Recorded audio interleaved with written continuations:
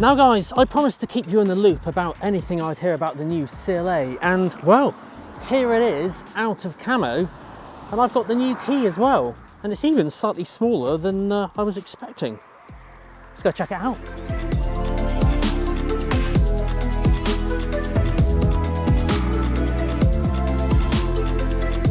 Now here's why I think this car is very, very, very important for Mercedes. Basically, they've introduced a few electric cars over the years. We've got EQE, EQS, and of course all the others, EQA, EQB. Now, Mercedes have changed the name on this, their nomenclature of what they call, so this is called the CLA 250 with EQ technology. That's what's going to be available in the UK. But these are the really interesting things. Have a look at the stats of this car and then compare it to the price. Now, range is 484 miles WLTP, battery 85 kilowatt hours, power 272 horsepower, 0 to 62 in 6.7 seconds, charge speed 320 kilowatts, and price in the UK starting at 45,615. So yeah, some very interesting stats, but what's it like out on the road? First things first, I wanted to show you how different this car is to start up and drive, because normally there's of course a start-stop button, but in this it's all built in to the actual gear stick, and weirdly as well, the brake recuperation is also built into the gear stick as well.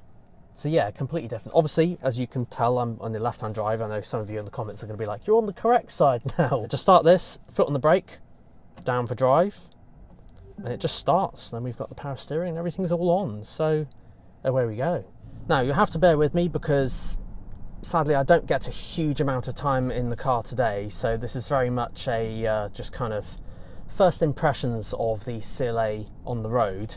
And I also do have to add as well, these roads are rather smooth in Copenhagen, so I don't know what this would be like out in the UK, but first impressions, it's very, very smooth. Now, in terms of quietness in here, despite it actually being a very, very windy day, it's silent in here right now. I've actually turned the air conditioning down just a little bit just while I've got the cameras on, because it's very quiet.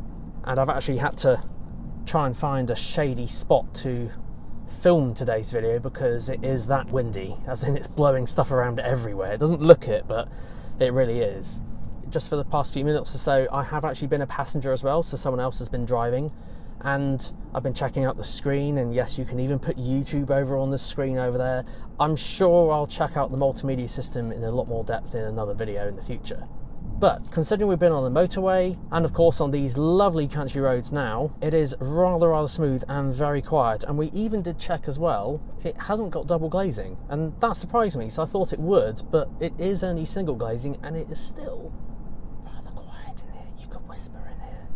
So yeah, really, really impressed.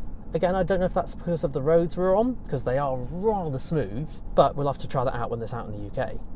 Now, I actually drive a Mercedes A-Class myself, and that's also AMG line, this is AMG line, so I've probably got to say, out of the two, this is a little bit smoother on the road, and steering is very, very light as well.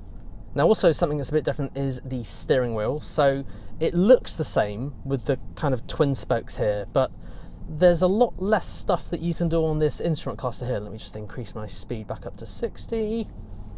You'll notice the set button has its own almost like spoke now, and then the things over here. Now obviously I'd imagine everything would be inverted for when it's on the other side, but there's just a lot less stuff on the steering wheel, which I think might make it easier and might make accidental swipes and presses less of a thing. Now, there is a lot of tech from the Mercedes Vision EQ XX taken from that and put into this car. So if you guys aren't aware, basically Mercedes made this concept car called the EQ XX, and it is by far one of the most efficient cars out there for an electric car. Now, if I remember, the range of that car was about 757 miles, which is insane, but they purely just took everything back to basics just to kind of see what's the most range you can get out of a car, and they've taken a lot of tech from that and put it in this, such as aerodynamics. Now, certainly when I checked out the CLA in a studio environment, I remember reading a lot of the comments from all of you in the comment section, and they were divided on the kind of design and looks of the car. Some people love it, some people didn't like it so much. Now again, I didn't know if that was just because I had such a short time with the car and the camera placement and that sort of thing, so again, hopefully we'll be able to check it out more in the future.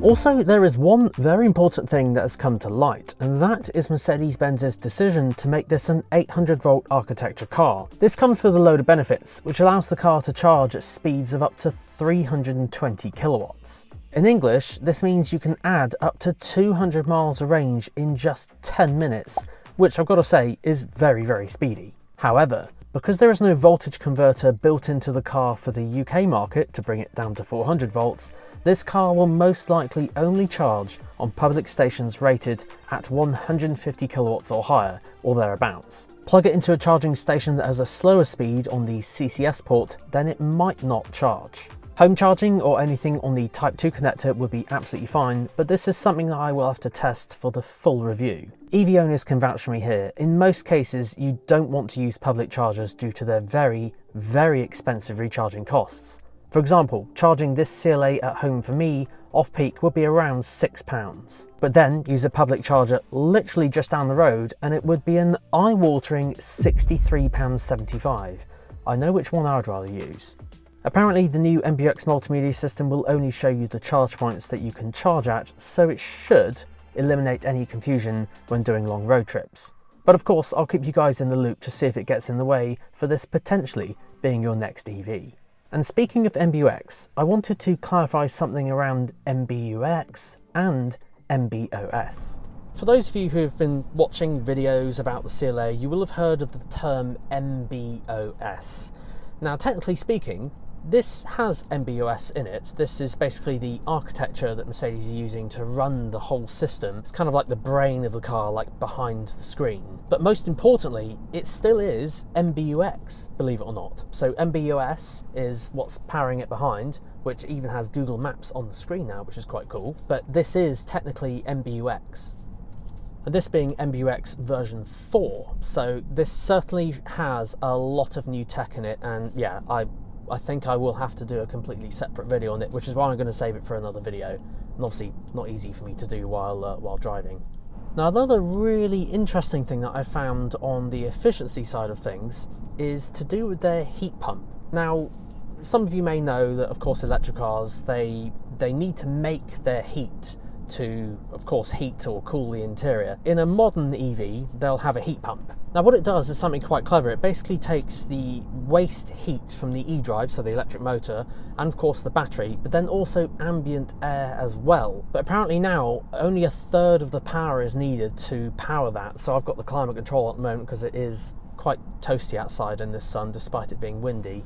And yeah, I guess the range would just be a lot better. These are all good things, of course, for electric cars, and certainly the range of this car being as high as it is, that's probably one of the factors which have made it so high.